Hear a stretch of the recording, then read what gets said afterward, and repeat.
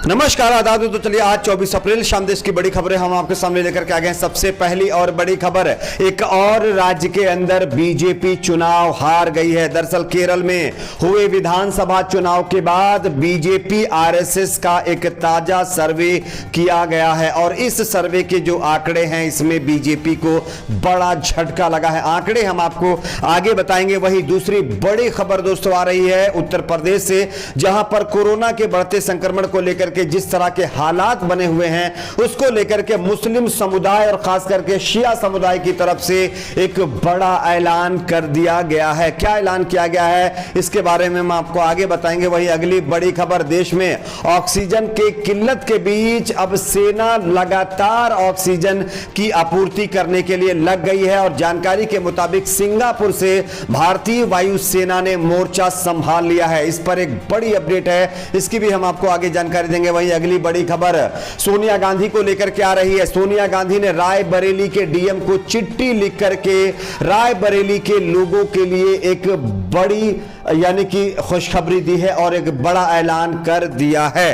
क्या ऐलान किया है इसकी भी हम आपको आगे जानकारी देंगे। वहीं अगली बड़ी खबर, कांग्रेस पार्टी को बड़ा झटका। बीजेपी के बाद अब कांग्रेस नेताओं में कोरोना फैलता जा रहा है, जिसके चलते एक और कांग्रेस पार्टी की विधायक हमारे बीच नहीं रही है। इसकी भी हम आपको आगे जानकारी देंगे। वहीं अगली बड़ी खबर, पश्चिम बंगाल में चल रहे विधानसभा चुनाव के बीच चुनाव आयोग के द्वारा लगाई गई पाबंदियों के बीच कलकत्ता हाईकोर्ट ने एक और नया आदेश जारी कर दिया है। क्या आदेश दिया है इसकी भी हम आपको आगे जानकारी देंगे। वहीं अगली बड़ी खबर, कोरोना वैक्सीन को लेकर के जहां एक तरफ भारत में लगातार अफरा तफरी का माहौल है, वहीं अमेरिका ने मोदी सरकार को बड़ा झटका दिया है।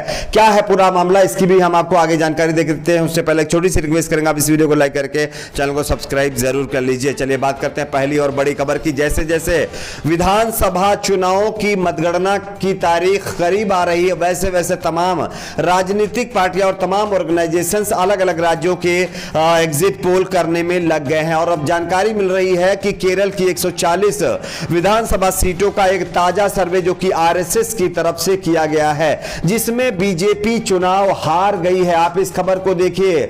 2 मई को होने वाली गणना को लेकर के आरएसएस ने अब बीजेपी को लेकर के नई भविष्यवाणी की है। आरएसएस के सर्वे में बीजेपी को केरल के अंदर सिर्फ 6 सीटों पर जीत मिल सकती है, जबकि बीजेपी का अपना जो एग्जिट पोल है उसमें 12 सीटें वो मिलती हुई दिखाई दे रही थी और उसने दावे किए थे कि 12 सीट बीजेपी को मिल सकती हैं। लेकिन आरएसएस की जो ये ताजा रिपोर्ट सामने आई, जो ताजा एग्जिट पोल सामने आया, उसमें बीजेपी इस राज्य में चुनाव हार गई है और चुनाव 100% हारेगी। अब बात करते हैं अगली बड़ी खबर की। अगली बड़ी खबर आ रही है, यहां एक तरफ पूरे देश में कोरोना संक्रमण लगातार फैलता जा रहा है, वहीं उत्तर प्रदेश के जो हालात हैं वो बद से बदतर होते जा रहे हैं और अब इसी हालात में मुस्लिम समुदाय, शिया समुदाय की तरफ से एक बड़ा ऐलान कर दिया गया है। आप इस खबर को देखिए। मौलाना कल्बे जवाद की एक बड़ी अपील की गई है। राजधानी लखनऊ में कोरोना वायरस संक्रमण के बढ़ते प्रकोप को देखते हुए शिया धर्मगुरु मौलाना कल्बे जवाद ने सरकार के सामने बड़ा प्रस्ताव रखा है। मौलाना कल्बे जवाद ने लखनऊ के बड़ा इमामबाड़ा को कोविड अस्पताल के रूप में परिवर्तित करने की पेशकश कर दी है। मौलाना कल्बे जवाद ने प्रदेश की योगी आदित्यनाथ सरकार से लखनऊ के तारीखी बड़े इमामबाड़े कोविड अस्पताल बनाने की पेशकश की है। मौलाना जवाद ने कहा है कि यह तो इबादत गाह है, लेकिन इंसान की जान बचाने से बड़ी कोई इबादत नहीं हो सकती है। अगर सरकार को लगता है कि कोविड अस्पताल बनाने के लिए इसका उपयोग हो सकता है तो वह इसका प्रयोग कर सकते हैं। यह खुले तौर पर शिया समुदाय की तरफ से बड़ा ऐलान कर दिया गया है। तारीखी बड़े इमामबाड़े का प्रमाण काफी बड़ा है और यहां पर 1000 बेड का कोविड अस्पताल बड़े आराम से बन सकता है। तो यह एक बड़ा ऐलान कल्बे जवाद मौलाना की तरफ से किया गया है। बड़े इमामबाड़ा जो कि लखनऊ के अंदर है उसको कोविड अस्पताल बनाने का पेशकश की गई है मुस्लिम समुदाय की तरफ से। बात करते हैं अगली बड़ी खबर की। अगली बड़ी खबर आ रही है दोस्तों, देश में जहां एक तरफ कोरोना लगातार कहर बरपा रहा है, वहीं वहीं कई राज्यों में अस्पतालों में ऑक्सीजन और बेड्स की किल्लत हो गई है। कोरोना के मरीज ऑक्सीजन के लिए दर दर भटक रहे हैं। ऐसी मुश्किल घड़ी में भारतीय वायुसेना ने मोर्चा संभाल लिया है। आज वायुसेना के C-17 विमान क्रायोजेनिक ऑक्सीजन टैंकर के 4 कंटेनर लेने के लिए सिंगापुर के चांगी अंतरराष्ट्रीय हवाई अड्डे पर पहुंच गए हैं।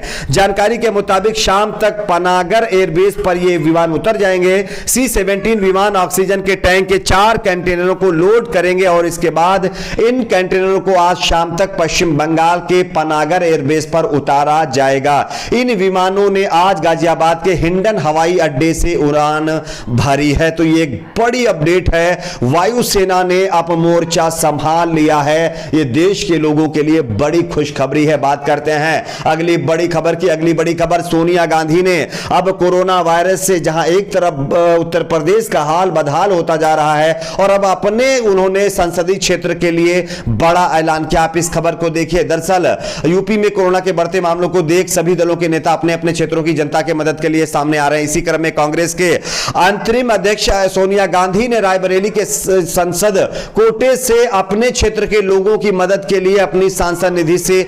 1,17,77,000 रुपए देने का ऐलान कर दिया है। सोनिया गांधी ने डीएम रायबरेली वैभव श्रीवास्तव को शुक्रवार को एक पत्र में लिख करके यह बात भेजी है, जिसमें उन्होंने अपनी सांसद निधि में उपलब्ध पूरी धनराशि कोरोना सुरक्षा में खर्च करने की अनुमति दे दी है। तो यह सोनिया गांधी और कांग्रेस पार्टी की तरफ से बड़ा ऐलान है कि अपने कोटे से 1,17,77,000 रुपए कोरोना पर खर्च करने के लिए इजाजत दी है। बात करते हैं अगली बड़ी खबर की। अगली बड़ी खबर आ रही दोस्तों, देश में बढ़ते कोरोना संक्रमण को लेकर के अब बीजेपी के बाद कांग्रेस पार्टी के नेताओं में कोरोना फैलता जा रहा है। आप इस खबर को देखिए। मध्य प्रदेश के अब एक और कांग्रेस विधायक हमारे बीच नहीं रहे हैं। जानकारी के मुताबिक कांग्रेस पार्टी के विधायक कलावती भूरिया कोरोना की वजह से हमारे बीच नहीं रहे, वो इस दुनिया को छोड़कर अलविदा कह गई हैं।